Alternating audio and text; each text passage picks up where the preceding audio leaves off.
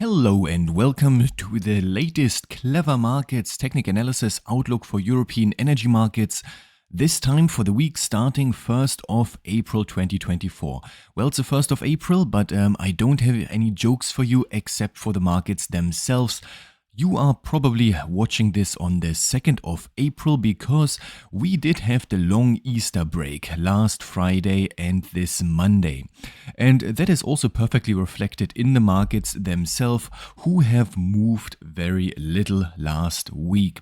So we can see that on the weekly chart on the TTF, we have reached the 23.6% FIB retracement for a second time. We are still touching this, and we did have our second consecutive doji candle, this time happening on low volume.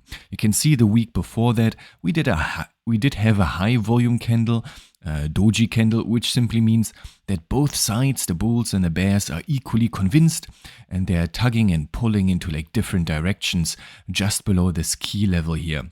But last week, we did see that the market is simply bored because nobody was in the market anymore to trade properly. There was no firm direction at all. So high volume doji means both sides are equally convinced, and a low volume doji means nobody knows what's going on, especially so short before the holiday.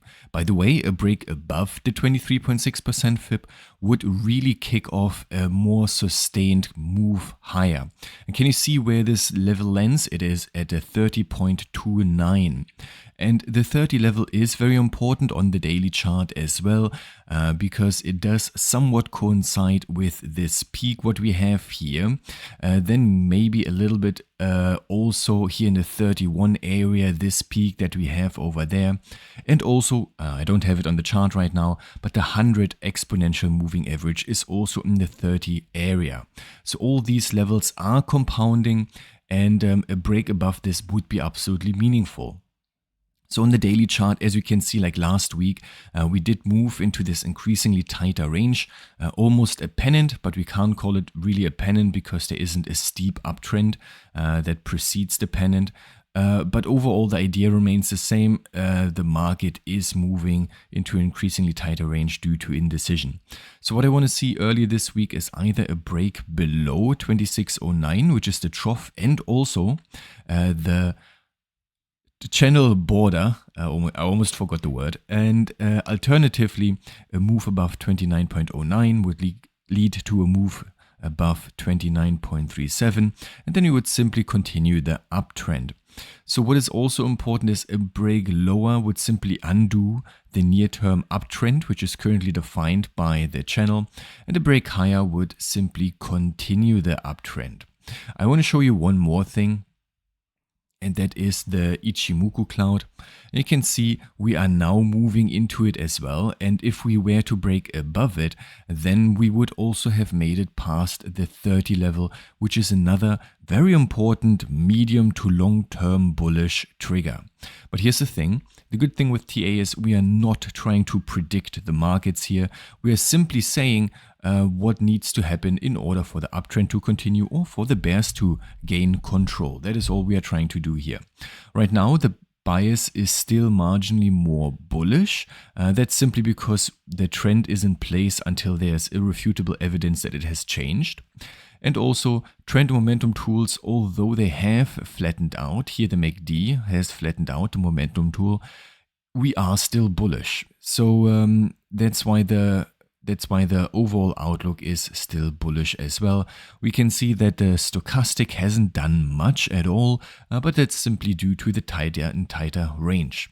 And it does look exactly the same on the intraday chart, on the 15-minute chart here.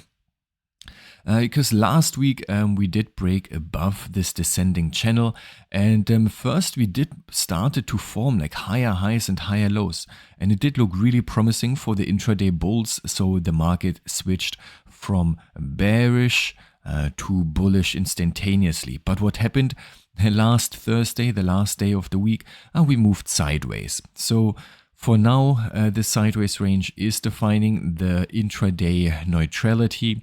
Some might take a little bit further and maybe take these boundaries here as the intraday neutral range, which absolutely makes sense as well. That would be 26.8, and here this would be 28.15. I took the level up here because the high is right here, so I don't want to go bullish here and then have resistance right here, right? So I took the higher level. So break past this tight range could lead to this broader range, and then simply we could make our way towards the important 2609, or here the 2907, which is this and this level on the daily chart. And can you see how important, how the different time frames are slotting together? First of all, the 30 is really important on the weekly and daily chart. Yeah. Then we do have these tighter range that can be or have to be resolved in order to also resolve the daily charts sideways range, which then also would potentially lead to a decline or a break higher and then trigger the medium-term correction higher. So I hope you are having, or you did have, a great Easter break. That is all for the TTF. Thank you very much. And before we jump into the markets, just one note on the Clever Markets Technical Analysis Academy. I have not even truly advertised the intake in May. I have only mentioned it occasionally, but it is already fully sold out. Even though the intake hasn't even been opened yet. So May is unfortunately already full. And just to be fair, I am advertising the September slot early. I know it is only April, but the last May slot that hasn't even been advertised yet was sold out within a week. And essentially we are oversubscribed.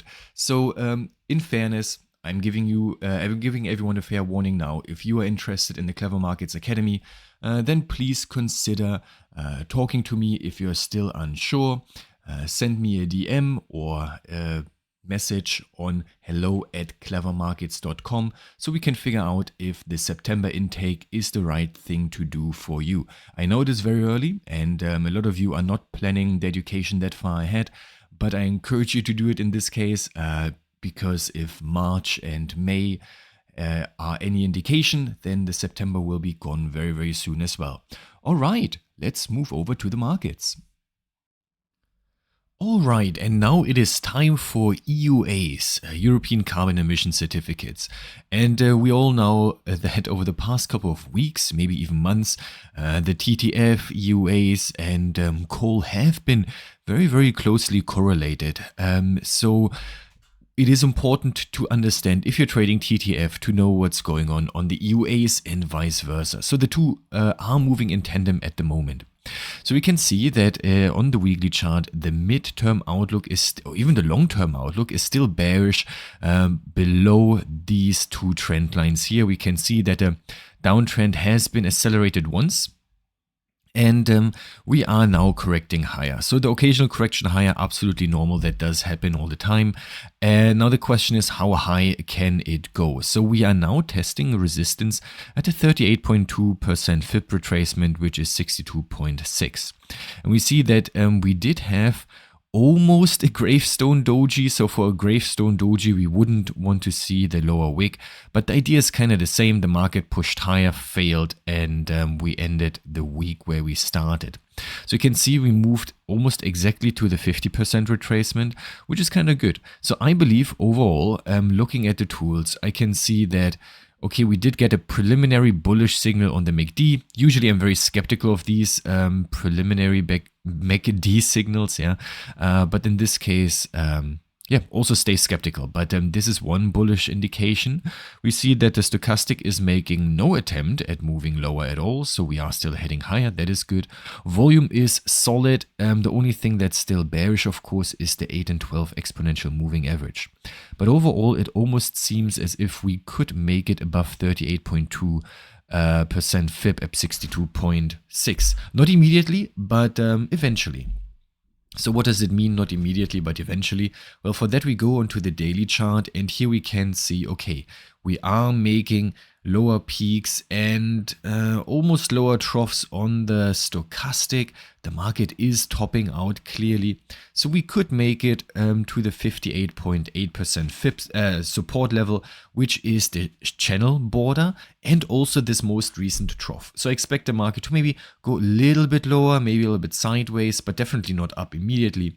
And we should bounce somewhere in this area and then continue higher above 66.43 to then make it all the way to the wedge and triangle target. So the triangle target, by the way, is questionable, so we could essentially take this out as well, but I'm leaving it in. I will show you what I mean by the triangle. So here we have the ascending line, which is part of the ascending triangle, and if we were to draw a horizontal line here, so connecting this and this, then you would have a flat top and then ascending,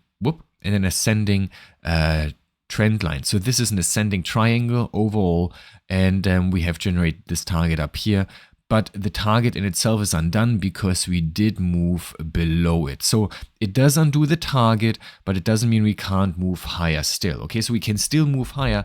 It simply means that this target isn't there anymore. So instead of a triangle target, it is only a wedge target now. Still good enough for me. So probably first moving lower before we move higher. If we break below this 58.8, then we know, okay, so the bulls are definitely not in the game anymore. We'll probably see some sideways, maybe a little bit lower even. So on the daily chart, on the intraday chart, we were working with a steep trend line here that was then broken, and now we are reverting back to this trend line, which goes back all the way to the 14th of March. You can see here, zooming in, that we are piercing the level more often and we are not really making new highs anymore. We also see that the momentum is flatlining, so it kind of looks as if we could like break to the side a little bit. And a move below 61.2, which is this trough and this trough here and this trough almost, we would then continue on the daily chart the move towards 58.8. If we were to break higher, however, we could make it first past this minor trend line here. Then if you want to be a bit safer, which I suggest, you would be, we could turn bullish above 62.95 all the way up until 6549 and then further, of course. All right, this is all for now for EUAs.